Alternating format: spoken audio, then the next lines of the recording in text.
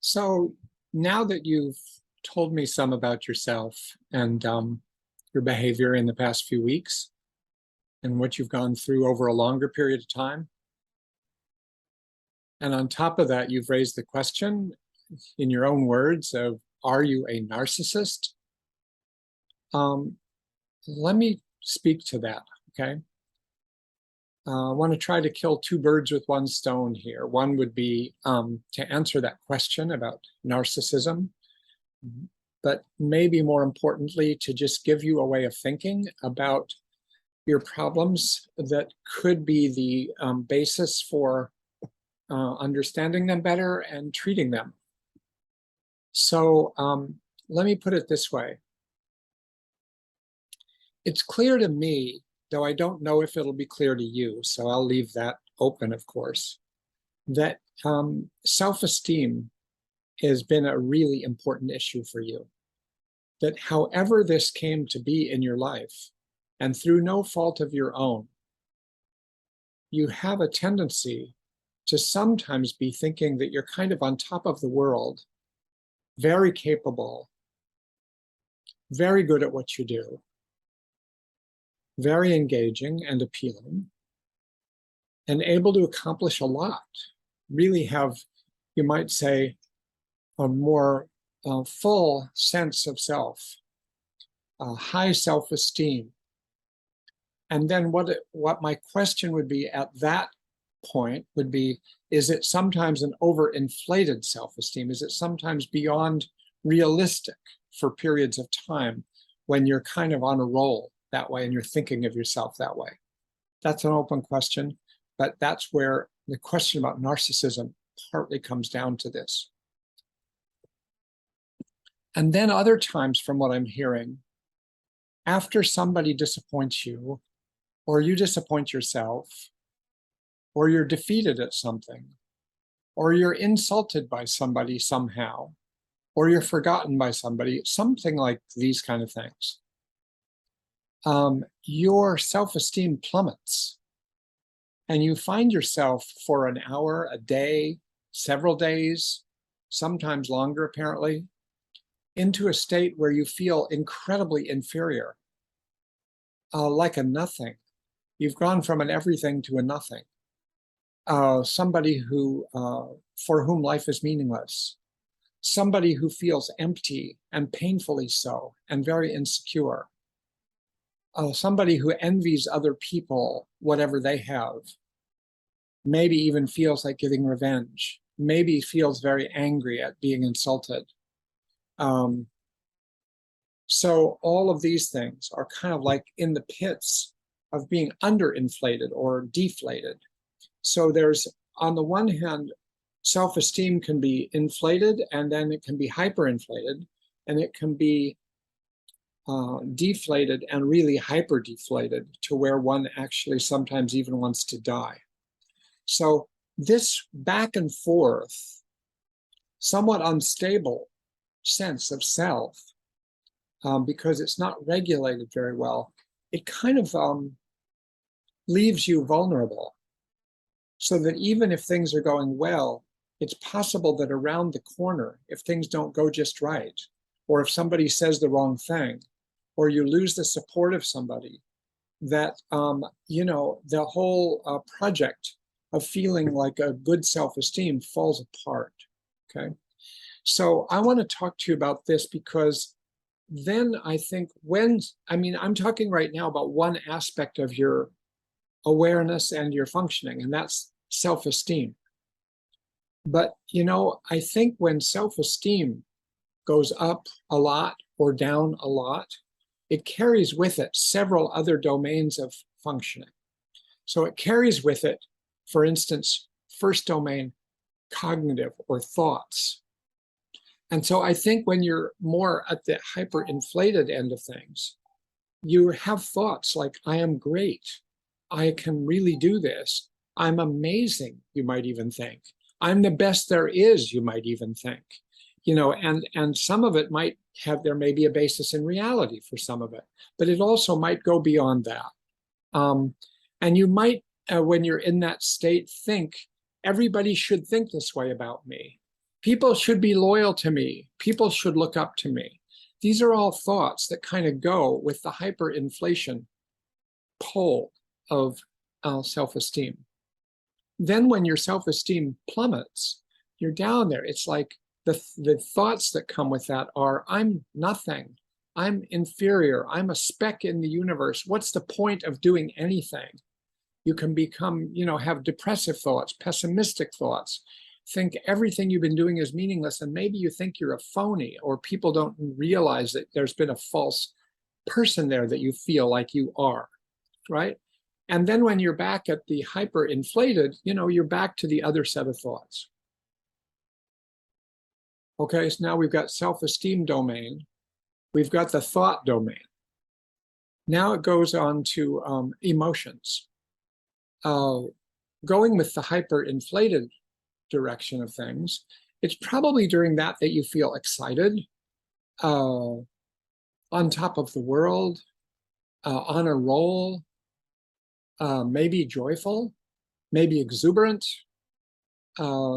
possibly angry if anybody challenges you at that point, because it challenges who you think you are at that point.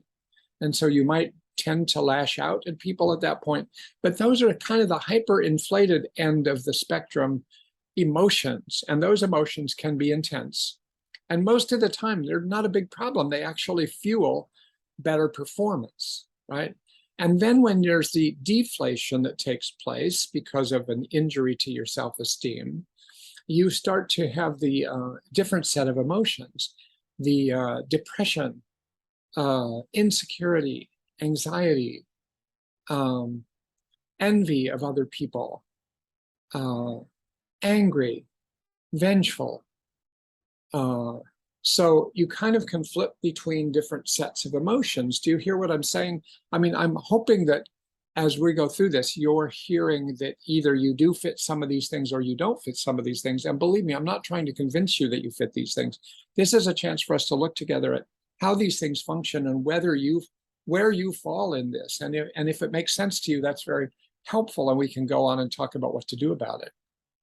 So now we've got the self-esteem domain. We've got the thought domain. Now the emotional domain. Now there's an interpersonal domain. This is a complicated one because it has to do with noticing your impact on other people, right? So when you're at the upper end of your self-esteem, inflated or even hyperinflated self-esteem, you may feel great and things are on a roll. But it is possible, and from what you tell me, I think it's possible, but I don't know for sure. I haven't interviewed anyone else that knows you, that you might rub people the wrong way. That it might be that at that point that you are coming across as selfish, as self-centered, as arrogant. I don't know if you've heard any of these things. As entitled, deserving the best treatment, when other people get ordinary treatment or something like that. It's possible that at those times too, that you're a little pushy, even if that isn't what you intend to be, but people experience you. So therefore, the hyperinflated pole of self-esteem, even if you don't intend it, can sometimes have interpersonal consequences that damage relationships, push people away. And then I think at the other end of the interpersonal pole, when you're deflated, you're likely to sort of disappear from interpersonal life. You're likely to pull back. You're likely to withdraw into yourself. You're likely to nurture your wounds by yourself, or as you're maybe even thinking of revenge, but you're nurturing your wounds, and you might envy other people, but you don't want them to know that because that's embarrassing. So you kind of get caught in your own little cocoon of unhappiness and feeling inferior and feeling angry and feeling empty. So all of that can go on, and then people notice, oh, where'd he go? He was really present before, and now he's very much not present. And there's one more thing that sometimes happens with these self-esteem problems, is that many people think that these self-esteem problems grew out of an early childhood situation or a family situation in which there might have been, with at least one parent and maybe both, like not a lot of closeness, not a lot of sort of mutual trusting playfulness, being together, being intimate. And I don't mean sexually. And so if one hasn't acquired that as a way of being with people, then people can feel like, oh, he's disconnected. He's into himself. He's into his projects. He's into his ideas. He's really not there, you know. And so sometimes people that have these kind of problems also, and I'm not saying you do, have a kind of a disconnect from people. And that can come across sometimes as not being very understanding, connected, related, empathic. And that, so that then people feel like, oh, you're less appealing to be with. So I don't know if you have any of that. That's another possible thing. And there's one more domain. So to review, we've talked about how if you get injured in the self-esteem domain, you know, and if you already have a vulnerability there, then that also carries over into the thought domain, right? And carries over into the emotional domain, and carries over now into this interpersonal domain, relationship domain. And then it causes problems in relationships. Maybe you keep losing relationships. Maybe they aren't as satisfying as you want them to be. And maybe some of this explains some of that. Final domain that I want to mention is the behavioral domain, which is the things people do as a result of this self-esteem dysregulation, and things people try to do to cope with it.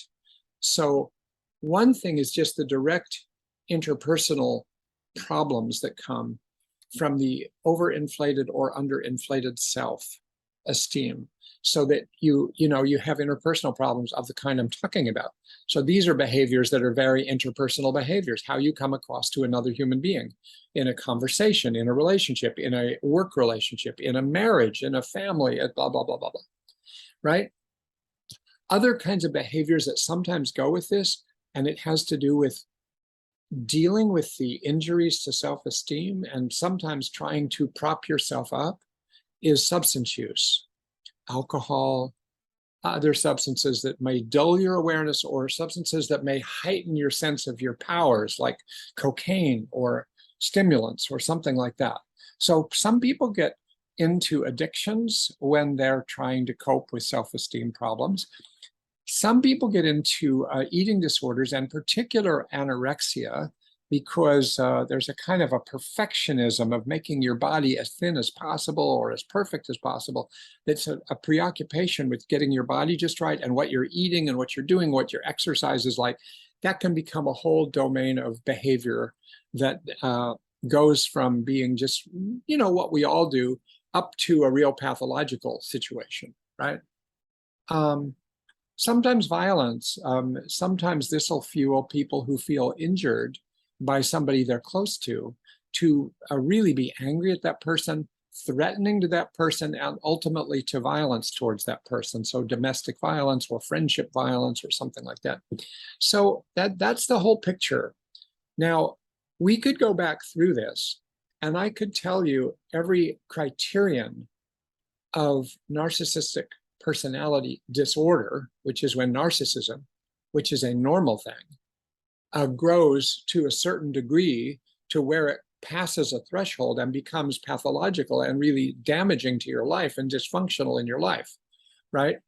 We could go back through these, because you can find all of those things in what I just went over in these 5 domains of behavior. I'm less interested in the actual diagnosis itself of narcissistic personality disorder with you, and more interested in how you related to, identified with or not, the various behavioral characteristics I just went over. Because DBT, if we're going to talk about what you do there, is a behavioral treatment. It's how do you take some of these behaviors that I was just talking about in these 5 domains that are causing you trouble one way or another, and how do we correct those? How do we replace some of those behaviors with other patterns of behavior that are more realistic, or more stable, or more help you kind of not go too far in one direction or another, but sort of find the middle path, find the middle ground, and be more aware of your impact on others, which is a huge part of this. And so there's a lot of potential directions to go with that if we want to start working on that. But the first thing is, where do you stand in all of this?